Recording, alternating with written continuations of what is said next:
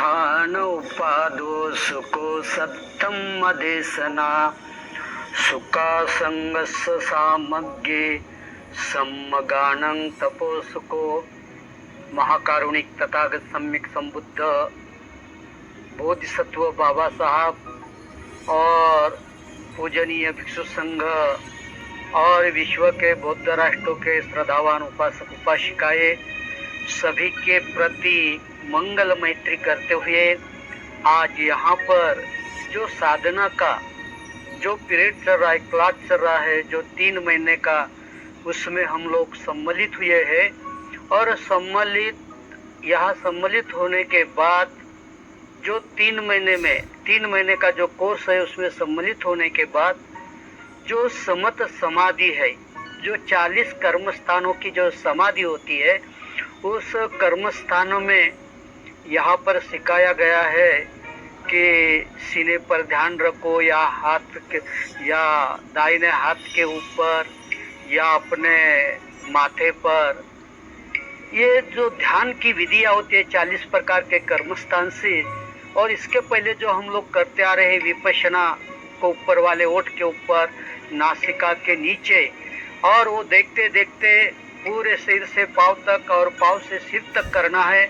और जो अनित्य सब्बे संखारा अनित्याति सब्बे संखारा दुक्खाति सब्बे धम्मा अनंताति, यानी अनित्य दुख अनात्मा की भावना करते हुए जो विपश्यना करते हैं, वो मन को निष्कलंक निष्पाप जीवन की ओर, निब्बानगामी जीवन की ओर ले जाता है। लेकिन मैं जब यहाँ पर का जब इसके बारे में विचार करता हूँ, इस एरिया में इस गुरुजी ने जो साधना सिखाए, ये एक 40 कर्म स्थानों में से एक है कि अपने शरीर के ऊपर, अपने मन के ऊपर उसको कंट्रोल करना है, उनको स्वच्छ करना है, निर्मल करना है, आध्यात्मिक गहराई के तरफ जाना है। जो आध्यात्मिक बाह्य जगत की गहराइयाँ होती है, जो संस्कार होते हैं, जो आध्यात्मिक गहराइयाँ होती है, उसके तरफ ये जाने का एक सीधा और सरल मार्ग जो है आज हमें यहाँ पर मिला हुआ है। सीधा और सरल मार्ग, विपश्यना का भी सीधा और सरल मार्ग है।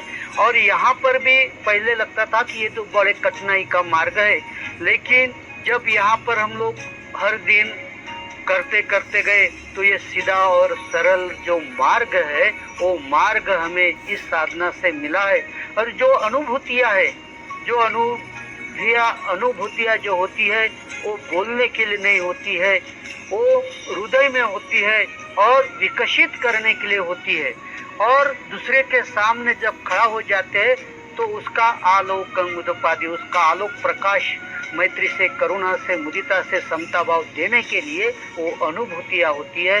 और गुरु जी का तो नाम तो ज़्यादा जानता नहीं हूँ, लेकिन यहाँ की जो विपश्यना है, जो साधना है, वो साधना एक तरफ से कर्मस्थानों से भरीपूर्ण है। यानी मन एकाग्र करने के लिए कोई न कोई ठिकान चाहिए, कोई न कोई रास्ता चाहिए, कोई न कोई, जैसा कि कहा गया प्रवचन की पैसा रखने के लिए बैंक चाहिए, उसी तरह मन रखने के लिए, मन को सुरक्षित रखने के लिए, मन को स्वच्छ और निर्मल करने के लिए कोई तो भी एक ठिकान चाहिए। और वो ठिकान ऊपर माथे के ऊपर हम लोग आज तक करते आए, अपने श्वासों के ऊपर, अपने पेट के ऊपर जो नीचे ऊपर जाता है, तो उनको देखते देखते एक निष्कलंक निष्पाप जीवन उपलब्ध होता है।